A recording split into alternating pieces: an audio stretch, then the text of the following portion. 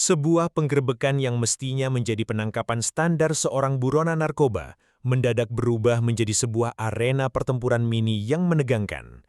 Desa Muara Jaya, Kabupaten Lampung Utara, mendadak gempar setelah suara letusan senjata api memecah kesunyian. Bukan sekadar penangkapan biasa, operasi yang dipimpin oleh Satuan Reserse Kriminal Polres Lampung Utara ini berujung pada insiden berdarah. 3 orang anggota kepolisian diterjang timah panas dari senjata api rakitan yang digenggam erat oleh seorang daftar pencarian orang atau DPO kasus narkoba. Bagaimana peristiwa menegangkan itu bisa terjadi? Dari mana buronan tersebut mendapatkan senjata api ilegal yang hampir merenggut nyawa aparat penegak hukum? Mari kita telusuri kronologi lengkap insiden berdarah di Lampung Utara ini, serta bagaimana ketegasan Polres Lampung Utara dalam mengusut tuntas jaringan di baliknya.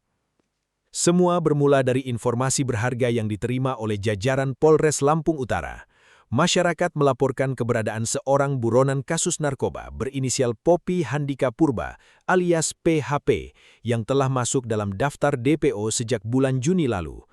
Tak hanya licin dalam kasus barang haram, buronan berusia 31 tahun ini juga terdeteksi menguasai senjata api ilegal. Mendapatkan laporan tersebut, tim khusus Tekap 304 Reserse Krim Polres Lampung Utara langsung bergerak cepat.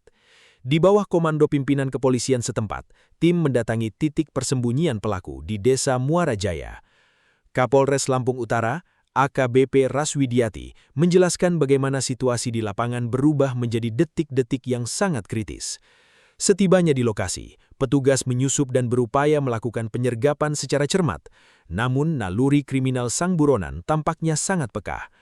Pelaku yang menyadari kedatangan petugas langsung mengeluarkan senjata api dan melepaskan tembakan ke arah anggota. Akibat tembakan tersebut, 3 personil kami terkena tembakan, ungkap AKBP Raswidiati. Tanpa peringatan, Poppy Handika Purba memborondong petugas dengan senjata rakitannya. Dalam hitungan detik, situasi berubah menjadi baku tembak jarak dekat yang mempertaruhkan nyawa.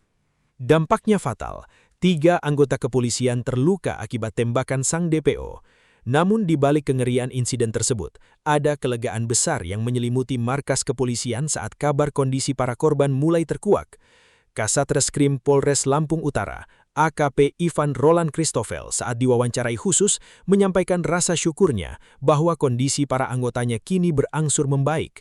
Bersyukur anggota kami membaik semua, alhamdulillah sehat-sehat saja, ujar AKP Ivan Roland Christoffel. Meski demikian, perjuangan medis belum sepenuhnya usai.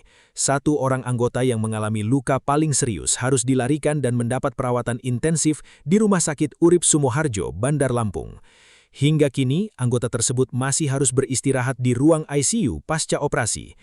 Tim medis bahkan sengaja memberikan obat pembiusan agar pasien tidak banyak bergerak demi mempercepat proses penyembuhan jaringan tubuh yang terluka akibat terjangan peluru. Sementara itu, situasi keamanan dan ketertiban masyarakat di lokasi kejadian dipastikan tetap aman dan terkendali. Bahkan proses pemakaman pelaku pasca insiden tersebut dilaporkan berjalan lancar tanpa ada gangguan berarti dari warga sekitar. Namun lumpuhnya pelaku utama tidak membuat tugas Polres Lampung Utara selesai begitu saja. Ada 1 PR besar yang kini menjadi titik vokal penyelidikan Satreskrim. Dari mana asal senjata api ilegal tersebut? Bagi dunia kriminal di pedesaan, peredaran senjata api rakitan atau senpi ilegal adalah ancaman nyata yang jauh lebih berbahaya daripada sekadar kepemilikan narkotika. Polisi menyadari bahwa Poppy Handika Purba tidak mungkin merakit atau mendapatkan senpi tersebut seorang diri tanpa adanya jaringan pemasok di baliknya. AKP Ivan Roland Christoffel menegaskan bahwa pihaknya tidak akan tinggal diam dan bakal mengusut tuntas jalur kepemilikan senpi ilegal ini hingga ke akar-akarnya. Pelaku utamanya sebenarnya Poppy itulah. Kami terus melakukan penyelidikan terkait senpi tersebut, baik sumbernya maupun asal-usulnya akan kami ungkap secara terang benderang, tegas Kasat Reskrim. Dalam operasi penggerebekan maut tersebut, aparat berhasil mengamankan barang bukti berupa 1 pucuk senjata api rakitan yang digunakan pelaku untuk menembak petugas, lengkap dengan sejumlah amunisinya.